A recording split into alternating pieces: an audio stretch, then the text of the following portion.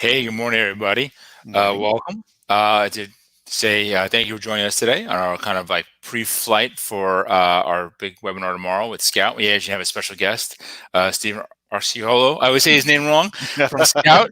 He's going to join us today. I'm going to try to get it right for tomorrow. And also, as always, we have our indefeatable Justin Pancina. I always say that wrong too. So Yeah. really excited though. What we're doing, we just wanted to kind of take a step back a little bit before we dive into some real heavy hitting. I mean, a little even more scary, and talk about some of the what we're seeing is some state of cybersecurity in 2020. Some things that are like just this so coming down the pike that are happening fast, even things that happened this month.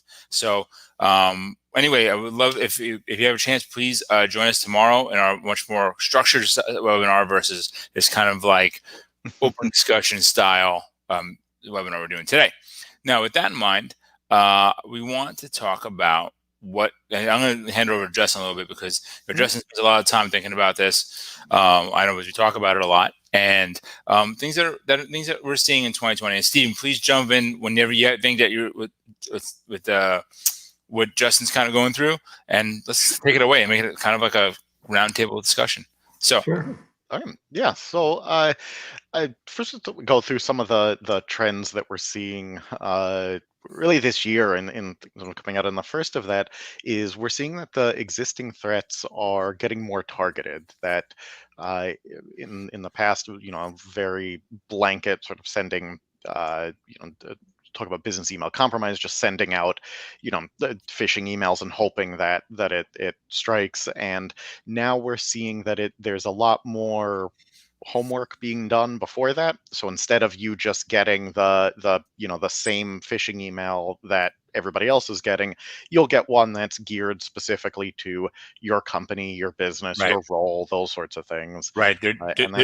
They're doing some Mhm. scraping. They're looking at some data, they're checking, Yeah. scraping the website, looking who's who belongs to what, who reports to who, that sort of thing. Yeah, exactly. Like you'll get an email that's supposedly from your manager, and it's one thing like finding the CEOs is relatively easy, and they're on the website, but Right. people are doing homework, doing pre-flight work, sending out marketing emails, and using those same tools to collect that information. Right. With that, we're also seeing that phishing is not just coming in through email. Text phishing, text messages are becoming a huge vector. And it's funny, Felicia and I have an ongoing game. She gets text messages for Marie for some reason. She'll get text messages that say, Right. Marie, your Netflix account is locked out. Click this link. Marie, I look 20 years younger thanks to this anti-aging cream. Click this link. And I'm Right. guessing on some list somewhere that number is associated with Marie. But Marie, yes. imagine if, it was Marie's number and she's getting these texts and she doesn't know and clicks a link. Right. And Right. especially on a mobile device, there's a lot less in terms of security layers on your mobile device. If you Correct. install an app on your phone and you don't know where it's from, that can start harvesting information from there. Correct. And we're also seeing more risk coming through IoT, Internet of Things. And this is another one as we get more and more smart appliances, more and more smart home tools, they become a potential risk vector. I can tell you, I have some Philips Hue bulbs that I bought for my house because I thought they were cool. And each one of them is connected to my network and has Bluetooth on it. So, I mean, I took steps against it to make sure that they're isolated, but if somebody was able to compromise one of those and get into my network, they're not necessarily going to be, find anything bad there, but they're still collecting information and can then Right. use that to target somebody or to target people or send email as me and target people. Steve, do you see that on the Scout side as well, like the IoT kind of growth? That's from you guys have visibility. So Yep, 100%. And actually, a couple of things on the points that Justin had mentioned. Mhm. One is we're seeing a lot more targeted attacks. And if you look at the Verizon breach report for 2019, they'll tell you that the average hacker is on your network 196 days before they even execute what it is they're in there to execute. And the reason they go in, it used to be smash and grab, get in fast, steal as much as you can, get out fast. Now they get in, and the hacker doesn't do anything. They just sit on your network. They use a keystroke logger to figure out passwords, who's responsible for wire transfers, who's responsible for accessing financial data. If it's healthcare, who has access to medical records, and they just sit there. And once they know pretty much as much about your business as you know about your business, that's when they strike. And it's usually a devastating event for the customer. So yeah, I definitely agree. It's targeted. They're using a much more sophisticated approach than they have in the past. And then in terms of Internet of Things, one of the biggest hacks a couple of years ago, the Target hack, was actually a function of hacking into a HVAC system. And basically what happened there was they left a password out on the website. You know, every manufacturer has a backdoor password. So, you know, hacker Google, what's the password for model number blah-de-blah, got the password, got into Target's system through password. Obviously, I can't tell you who the account is, but we did a pen test for a large law firm, and our guy got in through a printer. Same scenario. He was able to get in through the printer, elevate his credentials, and get, obviously, we asked customer permission, and they said no, but he could have gone right to the main data source for all their client information. And again, that was through a printer. How did it happen? Same exact thing. Goes on Reddit, asks if anyone has a backdoor password for HP model blah-de-blah. And sure enough, some knucklehead, put in this. It usually works. And the customer, they're at fault too, because they never changed the passwords on their printer. So they got in, and obviously the CIO was not a happy person. No, not. There's a bunch of egg on your face on that one. That happened to me years ago. We had a great. We did really well on a pen test. We hired some outside folks, and in the end, what got us was the security card reader system, where the vendor for that used remote access software, and it was completely 100% stock, years and years ago. But we failed our pen test because it was a system that was outside the purview of the IT department. So that's why all systems have to be in the purview of the IT department. I was under agree with security, and I guess that kind of gets us to the next space, because now all this terrible stuff happening, but at the same token, this is where we start seeing the cyber insurance becomes really, really important, because it's going to happen. You're going to miss something. It's they only have to get you have to be vigilant every day. They have to only get lucky once, kind of like Secret Service scenario, right? And that's the good news is that cyber insurance is becoming more mainstream, more available, less of a niche product and more of a standard product, and that's great, because it drives the market to be able to have different options and to be able to get different rates, but also the more thought going into these policies, so you can use that in conjunction with your business continuity plans as part of that, and use it in conjunction with your disaster recovery and with your breach response plans to have that insurance as an option. Right. That's exactly right. And I guess the other thing we're seeing is the big rise of AI, SIEM, stock technology, everything like that. I'm sure, Scout, you guys invest a ton in developing that kind of machine learning, all the pieces that make it work. So we're thinking that's what we're seeing. Is Steve, if you could illustrate that a little bit, that'd be great. Yeah. So you have to use machine learning and AI, because really, when you look at cybersecurity, it's a big data problem. Right. And there's millions of events that take place, even on the network of a small or medium-sized business. So over the course of a month, you may have a couple of million events that take place that all need to be looked at, analyzed to see if there's any incident of compromise or malicious activity. There's no way a SOC analyst could possibly sift through that volume of data. So you have to rely more and more on the SIEM technology, and the better SIEM technology out there obviously uses machine learning and and artificial intelligence. Once that information has been parsed out by the SIEM, then yes, you do need a SOC analyst to look at that information Right. and decide whether or not it's an alertable event. And the reason for that is pretty simple. If you just have a SIEM spitting out, alarms all day long, you won't look at them anymore. Yeah. You'll get an alert, an alarm. You won't look at it because that's the 15th alarm I got today. And so you do need to have a well-trained cybersecurity SOC analyst, someone with fingers on keyboard experience, doing this type of work, looking at the alarms, and then obviously sending out the appropriate alert associated with that alarm.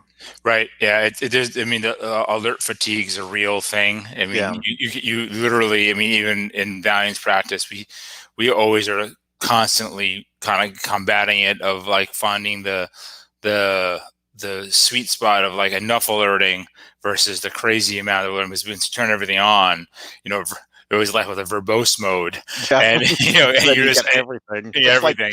It's like your neighbor's car alarm that goes off every day. It's like somebody could steal that car and nobody would ever Right. care because the alarm goes off every day. It doesn't mean Exactly. anything. Exactly. So, and I think we'll get some really good deep piece of this, and especially about the mechanisms of some of the compromises in our webinar tomorrow. But we want to step over to so please join us tomorrow if you can, and it has a really great content. So next, what we want to do is kind of, one thing was we were talking about breaches in 2020, and when we were preparing this, we were like, well, what are the big breaches of the year, and ended up we just talked about the ones that happened this month, Yeah. which is insane. I mean, and every week you start seeing more and more of it. We describe different systems, and so one that really kind of struck close to home was Memorial Sloan Kettering. And and it wasn't where you think it is, right, Justin? I mean, where was that one coming from? What was the vector? Yeah, that came through software that was produced by company Blackbaud, software that the organization used for fundraising, and was came through something, an issue with that software. So not necessarily a user issue, but a piece of their stack, a piece of their Right. environment. Right. We're according to IBM, say that the average time to identify a breach is about 206 days. So while this was announced on September 15th, the breach was actually discovered in May, and 206 days earlier than that would have been in October of last year. So it's possible that this started in October and we're only just finding out about it now.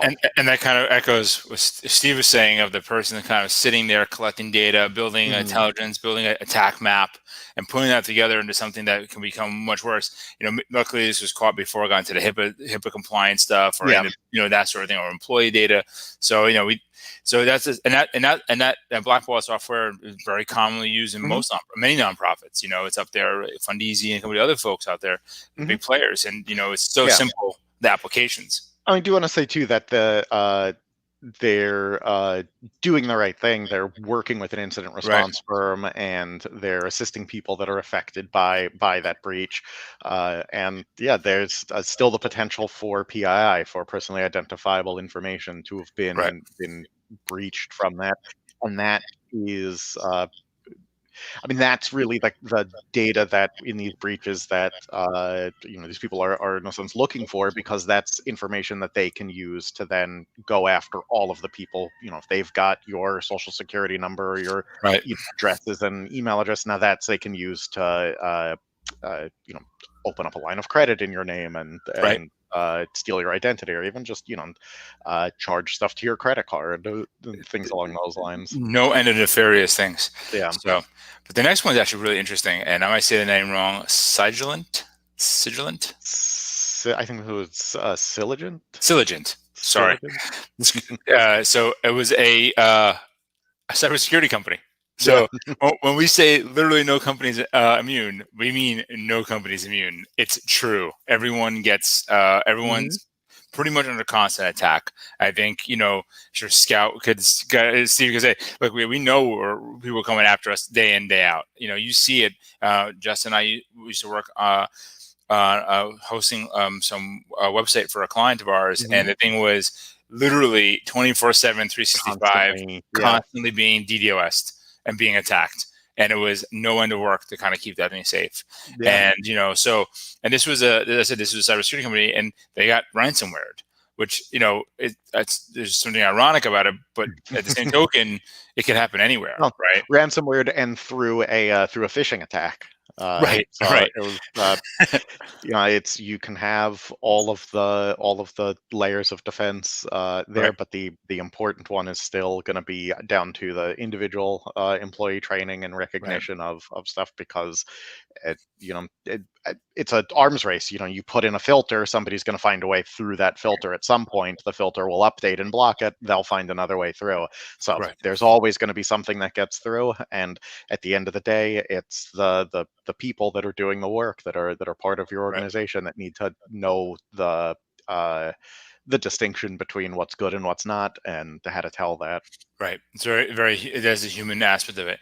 And the last one is actually really kind of near to our heart, because it's a media company with AWS servers collecting data for their customers. And that's something we know many of our customers will do at various different times in a campaign. We're working with advertising, working with marketing communications firms. They may be collecting PIIs as part of this campaign. They may be collecting impressions, whatever they may be doing. And coming in View Media, they had a pretty large AWS breach that was kind of tripped upon by some researchers looking through AWS just configurations and exposures. So this wasn't really a breach in the sense of somebody attacking them. This was more of a discovery, in that this was data that was out in the cloud and misconfigured, so it was available to just find. And this is one of the we talk about moving things into the cloud, but this is one of the gotchas that happens, is that in some ways it's very easy to do. Microsoft, Amazon make it very easy to set up a cloud server, set up a cloud environment. They don't necessarily make it easy for you to configure it properly so that it's secure in a way that still does the job it's supposed to do, but not exposed to the internet. And that's where you have to be careful when setting these types of things up, that you make sure that it's open only to the people or tools that need to access it, and it's not open to the entire internet for somebody to just find. Right, and that's the danger of the classic third-party vendor who sets up in your events without having the proper setup in place, or the right partners in place, and using having baselines. There's a lot here that can be unpacked to protect it. So it's kind of wrapping up today. So this was like our little kind of preview thing for tomorrow. But just to kind of go back to what we always do. What we always say: set up, establish, and follow your best practices. Give yourself a program. Put the effort into getting it together. Regularly train your staff. The human element is literally the vector. I mean, machines are dangerous, and there's remote compromises, and the most dangerous vectors are the folks, the human part of it. Be prepared. Prepare yourself a breach response. We have a great download and some a quick video like this that kind of goes through some breach response best practices, and work together at that. Also, at the end of the day, we'll work with a great IT partner that has the right resources available. Someone like Valiant or Scout, and there's a lot of great vendors out there, like great partners you work with, who have that conscious and understand what to do, how to apply it to your business, and give you a effective security posture to protect you. And honestly, if you guys join us tomorrow for our webinar, it'd be really great. We're also doing so that'll be tomorrow at 1 p.m. Please register. There's a great downloadable afterwards that has a lot of breach response. It's a great guide. There's a lot of stuff that's coming together, put together to help you get started on building a program. And we're also offering a cybersecurity health checkup. Please contact Megan. She works in our sales department, and she arranges it to work with one of our senior engineers. Go through your cybersecurity posture, give you some idea of where you are, especially if you're in New York. We're seeing New York Shield Act getting more and more press. we're seeing that as a potential place where businesses could be putting themselves in a kind of regulatory compromise role. So with that, Justin, do you have anything else? No, just looking forward to tomorrow. We got a lot of good stuff, and Me too. I know Steve's going to be there, and Kevin's going to be Kevin, there too from right. Hangout, right? Yeah. So Right. Yeah, So definitely looking forward exactly. to chatting with him. it was super good. It's going to be a really great process. And good. So please join us tomorrow. As always, like and subscribe. We're on YouTube. We're on LinkedIn. We're on all the usual channels. Also, if you have questions, please post them to our site. We love answering questions. We love working with customers or people who are not customers, just getting information out there. We think it's the key to this success for most businesses is just asking. We have some great tips and tutorials on our site and a pretty robust knowledge base article that we spend a lot of effort trying to make it really useful for folks. So with that, I'm going to say thank you very much. Steve, thank you very much for being a guest today. I really appreciate you joining us. Thank you. And I'm looking forward to working tomorrow. Anytime, guys. Great seeing you all. Very and good. I'll see you Thanks, tomorrow. everyone. Bye now. Take care, everybody.